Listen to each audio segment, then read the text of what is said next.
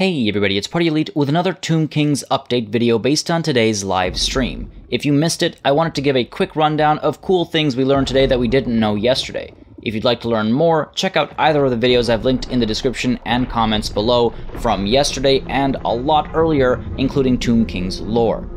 Units will not cost anything to be recruited or to be maintained. No upkeep costs, no recruitment costs. Ever.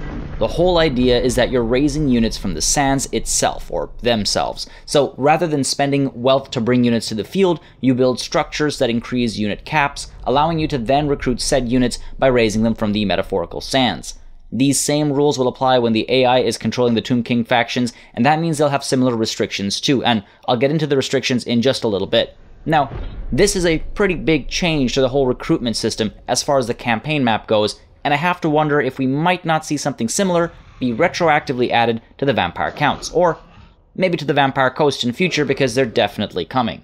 I hope. Now, with that being the situation, gold is still going to be important for the Tomb Kings, constructing buildings, of course, the Mortuary cult's crafting system, rites, and dynasties. So money will still be important, but it won't be as easy to come by. Trade is also something that Tomb Kings will have access to, but they'll make less money off of it compared to the others, instead using trade resources as part of their whole crafting mechanic.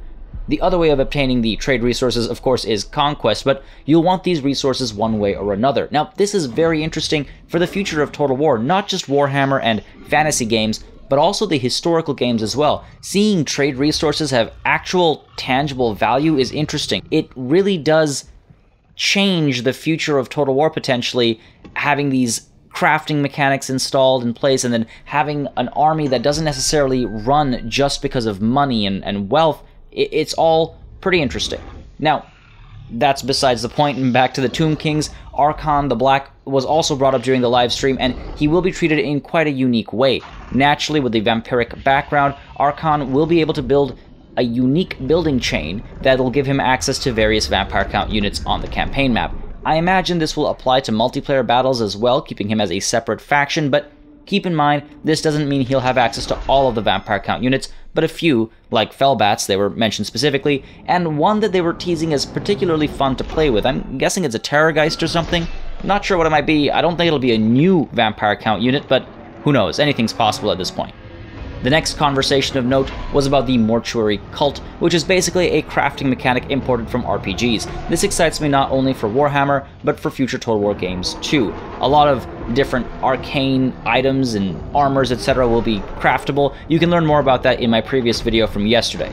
Now, Legions of Legends are described as over-the-top regiments of renown. Regiments of renown are coming at launch as well, which is awesome, but these Legions of Legend go beyond that.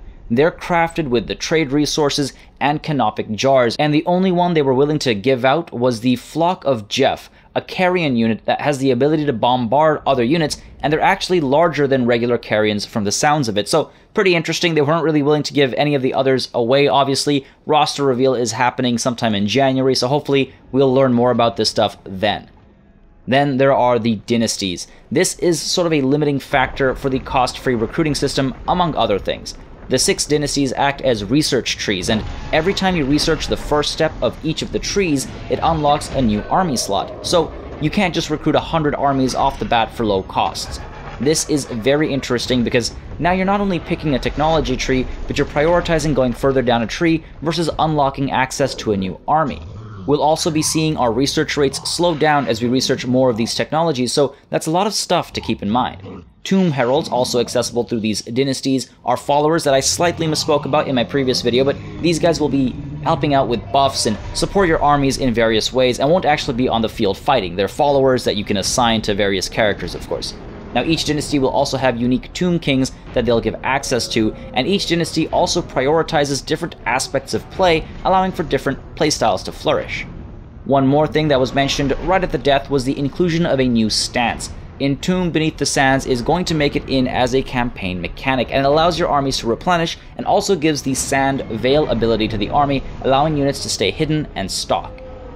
Finally, the Books of Nagash will give you unique heroes, large funds of canopic jars, and other buffs. They're in Mortal Empires for the unique unlocks too, but they play a key role in the Vortex campaign and the main objective as we discussed in yesterday's video.